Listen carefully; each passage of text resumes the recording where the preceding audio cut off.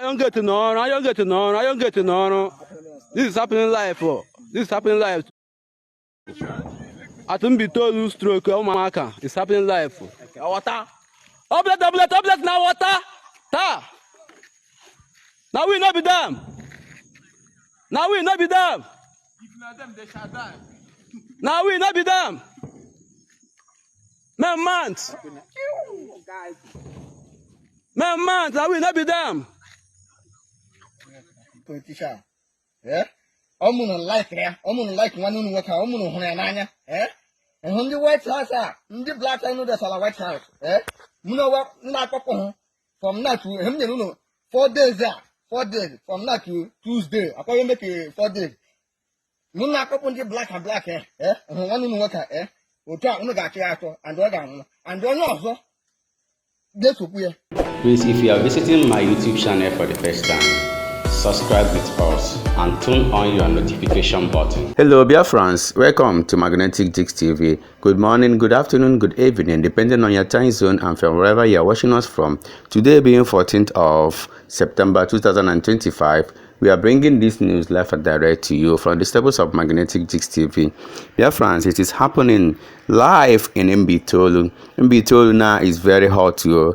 Guys, Mbaitolu is not too far from Akigwa, Ondizog, and all those Aziks.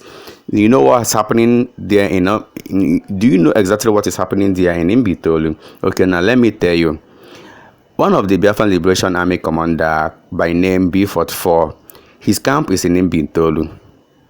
And the Musa and the Asari guys went to Mbaitolu looking for him. News came that they went to his camp directly, but we are yet to confirm it. So, but according to the news, they said that they went to B44's camp in Mbaitolu, and there was an exchange of gunfire, as we see in this video. A serious exchange of gunfire was going on. These people were firing while the other one we are repairing.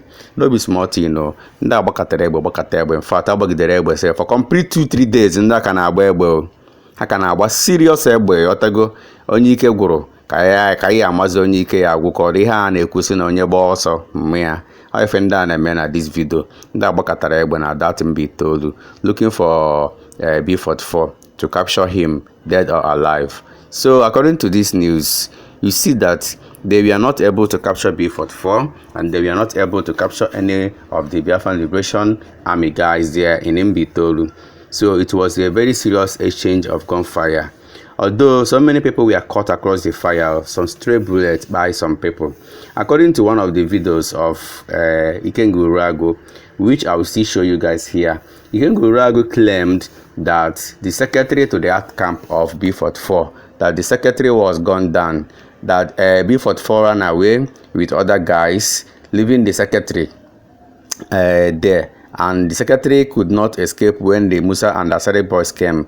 They caught the secretary of that camp and they bite him, according to Ikengurago. But according to other sources, they say that nothing like that happened. That the man that was by is just a passerby, someone that is just passing by, and a stray bullet hit him.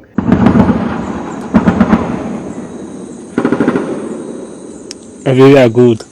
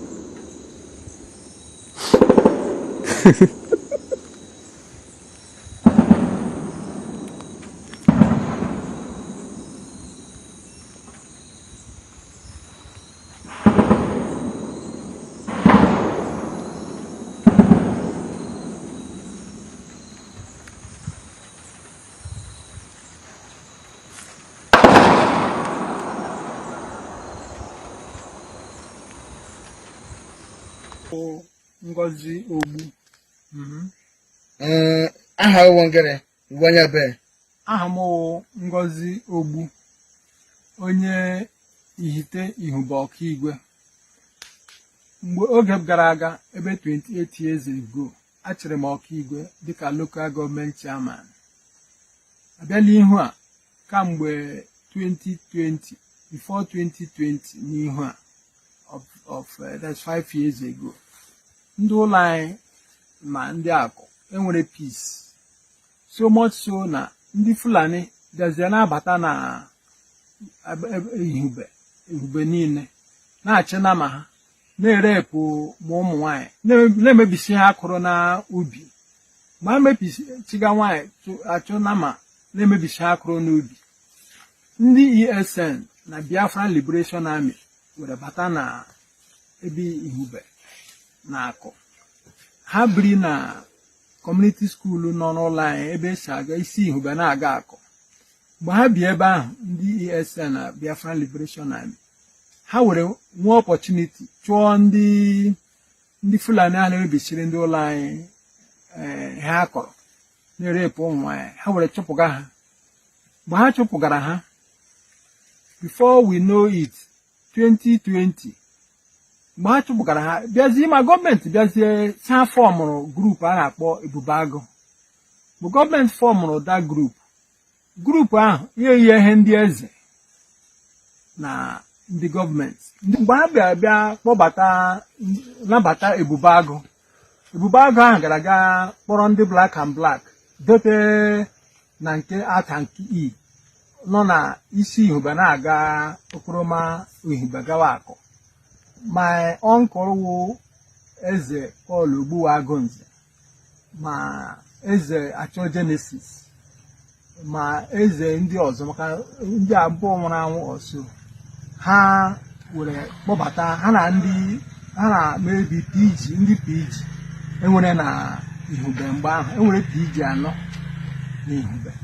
Mamu I can't remember ndị tigam aha ndị nọ mgbe ahụ, but enwere PG 4 na ihube. Ha na ndị eze ha na gọọmenti were mee meeting were nabata ndị black and black.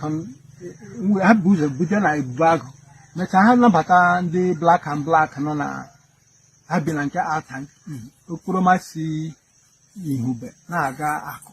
Kamgbe ha nabatara ndị a enwe ọgbaghara dị egwu. This is one of the politicians that the Biafran Liberation guys captured in Mbaitolu after the fierce battle between them and the Musa guys. They captured this one. According to the news, they said that they captured him at Umuoma, a boundary between Umuaka and the Imo State.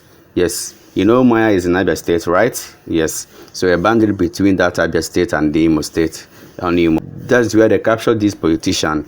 So in this video, they are giving the government 4 days to send back those in black. We don't actually know who they are. According to this video, they say that those guys are wearing black and black at White House, that they need to be disposed. If not, that they are going to buy this man or more. God should help us, because all these things that is happening, we are all brothers. Seriously, we are all brothers. It looks like some people are benefiting from all these things that is happening in Imo State and Biafra land entirely, because brothers are just buying brothers. It is well. God save us. Particularly, ndị ihube anaghị emekọzi with ndị akụ, mana chọọchị ofu chọọchị ka ha na-emekọ ihe ma he chọọchị ma ụmụlọlọ ma ụmụawa Igbo ma ebe agba ọvụ ọkadịnachi ibi ma arọ ha. So ha na-enwezi nsogbu n'obodo a na-emekọtazi, a na-enwe ezigbo ọgbaghara. Biko ana m eji ohere a akwa ka mkpọkwa aha m ọzọ Ngozi Ogbu na-ayọ ndị nọ n'ọchịchị welele, ọtụka ndị nọ n'ọchịchị kamgbe, ndị nọ n'ọchịchị ihube, ma ndị nke nọ na gọọmenti, ma ndị nke nọ na PG, ma ndị chief, ndị aka ji ọfọ, ndị nze niile nọ na ihube. Ọ bụrụ na unu chọọ nwa unu nwoke wụ Ngozi Ogbu chiburu ọkaigwe local government area alive within 4 days, unu ga-akpọfụga ndị black and black ahụ nọ na mpekele nọ ọhịa anyị na-akpọ nwa. Unu ga-akpọfụga ha ka ndị ihube na ndị akọ na ụmụnne ha ma ụmụlọlọ ma agba ọvụ ka ha nwere ike na-emekọta otu ha si emekọta before, ka e were nwe udo. Ọkwa na unu agaghị akpọfụga ha in 4 days, I will not be alive. And mụ na akpọfụrụ ha ọwụkwa sọ naanị ndị a nwụrụ ihe ndị ọzọ kwa ndị gbapụkwere ihe ọzọ adịkwa okwu ihe gara otu nsi gwa ga ka ha ga-esi were gakwa ayọkwa m ya dịka ayịyọ ngozi ogbuwa aha m ka mkpọkwa aha m ọzọ unu ma awụm unu betie na ya unu mee ya ewere nwe udo na ọkaigwe ọkwa m otu olu m ha buko ewerekwa m asụ Igbo yọọ ya buko ọdụ buko ndụ onye m na-ekwu ihe m na-adịkọ m ekwu unu mee ya mgbe o ruru abalị 4 ka o were na m ga-alụlụ ụlọ asị onye dị ndụ na-awụghị onye nwụrụ anwụ unu anwụrụ biko ndị uhube unu ahụ na ihe unu ama n'onye ọwụ mụ onwe m kwuo na ọmụ nwa afọ Biafra Liberation Army anyị na-ezu ohi ha na-eme kidnapper gbata obi mgbawa ka anyị ji lee nwanne unu nwoke a unu anwe ha ebe anyị nweta onye politishan ọmụnụ like nwanne unu nwoke a ọmụnụ hụrụ ya n'anya ịhụ ndị White House a ndị black anyị desala White House mụ na ọwa na-akpọpụ hụ from now to m nyere unu 4 days from now to Tuesday akwaghị meke 4 days mụ na-akpọpụ ndị black hụ nwanne unu nwoke a otu a unu ga-achọ ya achọ and ọ ga-anwụ and onye ọzọ ga-esokwu ya ọgwụ naanị ya abịa m egwu na aha m abịakwa m ebi eyu na ayịyọ ha m gwara unu nwanne unu nwoke ọmụrụ laikere ya ebe m ga-aga nweta ya ebe m ga-nweta ewu onye Imo ebe onye Imo ka m nwetara ya onwekwana n'ime unu onwenye onye nna ọba ga-adịara ya echi ụlọ ọsọ akwụna emechala mitin gbaka aka plan ọwụti ndị Nigeria tourist ndị ebubo agụ niile ga-aga poison jentọ ugobata obi ya nwee ọkaigwe nọmba 1 ọkaigwe ụnụ agaghị nye ya poison ugbu a ọnụhụ n'ọkaigwe a obi adị n'ụtọ obi agbawara men obi adịghị anyị mma hụ nwanne unu nwoke a m na-akpọpụ ndị a ndị ji unu n'aka ọ mụrụ like nwanne unu nwoke hụ ndị black and black nọ na White House ma na-apụ hụ from now to 4 days aga m egbu ya gbukwa onye ọzọ a ga-afara onye kwara onye mkpa bihe ụlọ ibe niile ekwuchala ma abịa m ikele odunu. You can see that so many buildings has been destroyed and people are lamenting so much. People are calling on the government. People are not happy with the Musa boys. They are saying, why are you destroying our buildings? Why are you destroying our ancestral homes? This is not where the Biafra Liberation Army are living. Go inside the bush and look for them. Leave our buildings for us. Stop destroying our buildings. Our hard-earned money that we use to construct this building, under a day when I just destroy everything. This is the cry of the citizens, crying because the Musa guys came destroying their homes, or in the name of looking for B44, looking for the Biafra Liberation boys. These things is seriously going on in Imo State. We keep shouting, Imo State, Imo State. Imo State is not the only state we have in Biafra land, though. It is not, though, but things are very seriously going on in Imo State. Man, thanks man. Look at Umuoma for that matter. Umuoma for that matter. Like where days who like him man. Him man. Dar. Him man.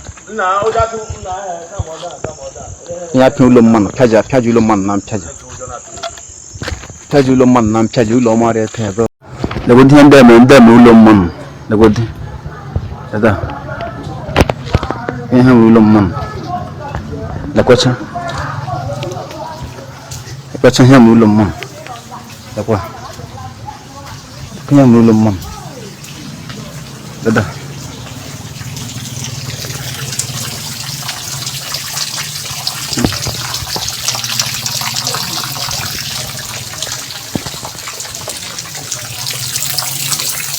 Him man bro.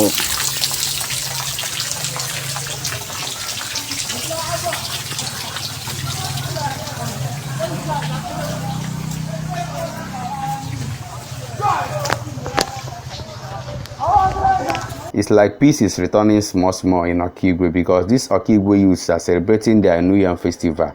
The same thing in Osu Ihitokwa. The people of Osu Ihitokwa is jubilating, calling on the people that ran away to come back home, that peace has returned.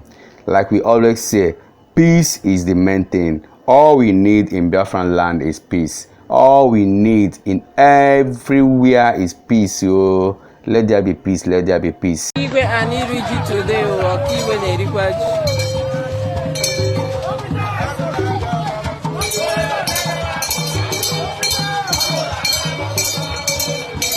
Igwe anyị riji taa.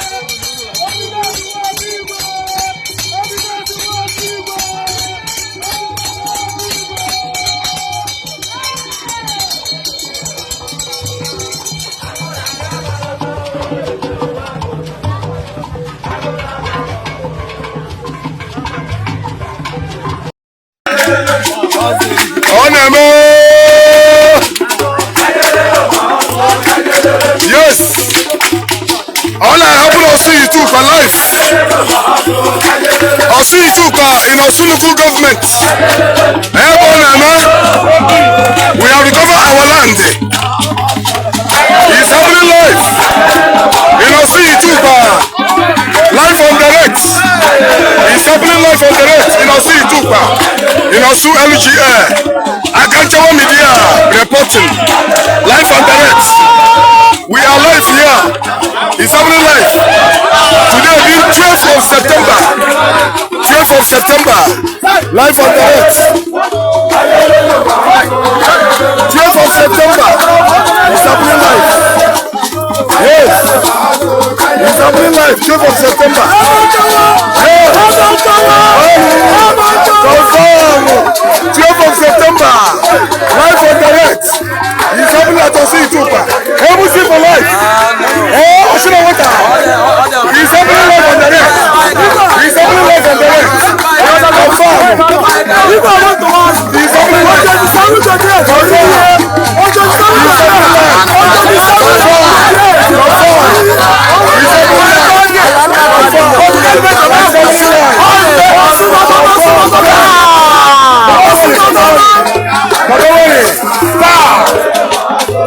I can't tell what about in life. I can't tell media. It's happening in our local government. In our city too, precisely. 12th of September, live. Everybody come back home. This is hotel. Those useless boys, those calibers, they are no more. We must take back our lands by fire, by force. Whether you like it or not. This is happening in Osu Itupa, live and direct.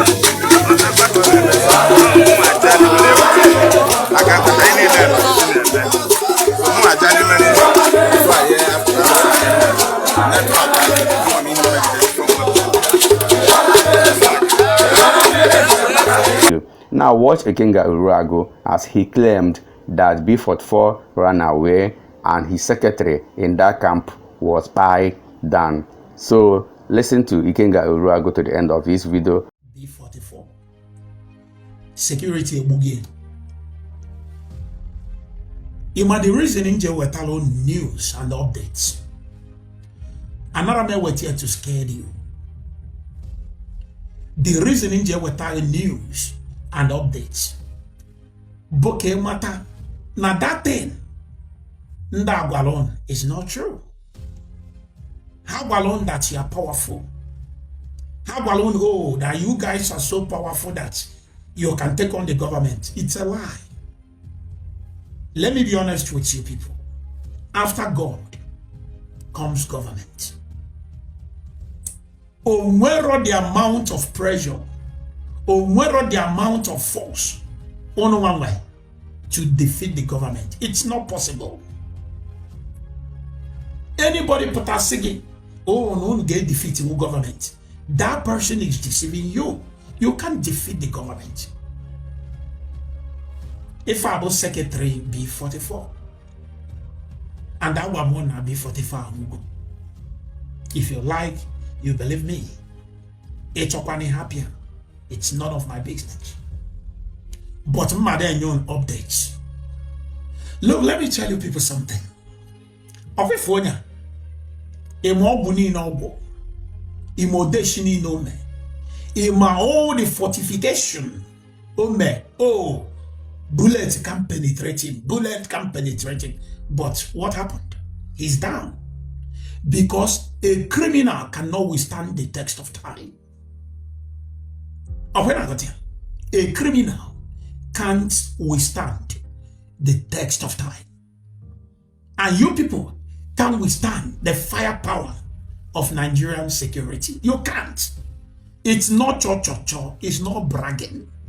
It's not you inside one bush making videos. Oh, we have defeated them. No. This is the reality. He's not facing the reality. I'm still giving you opportunity to repent. I'm still giving you opportunity to surrender your weapon, go to police, and surrender yourself. Because no one no nanga, konye no ni mwa. Ope mi febini. Prison na grave kenke kama. I believe no kama ni no na prison than ni no na grave. Look, if I only more wobo, imo de show well. Ima how many years show we gone? Ima one eme, but nani eba no makodina. So how do you then think you will defeat the government? Who advised you? Who gave you that information? There is nothing like anything Biafra coming anywhere.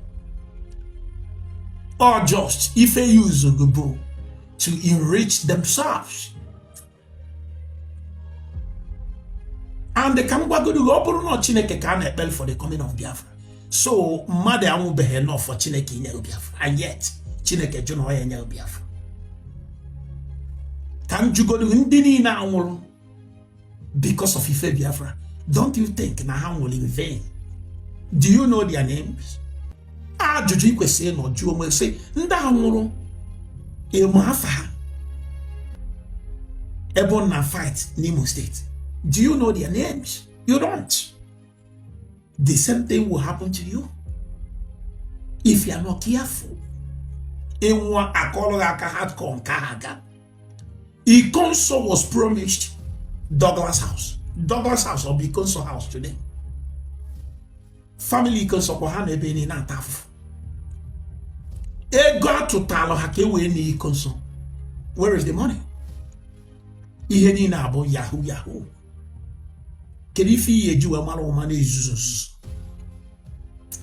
You better repent. Thank you everyone watching this video. Remember to subscribe with us, Magnetic Dix TV, for we remain the best. Let us interact in our comment section. We all love you.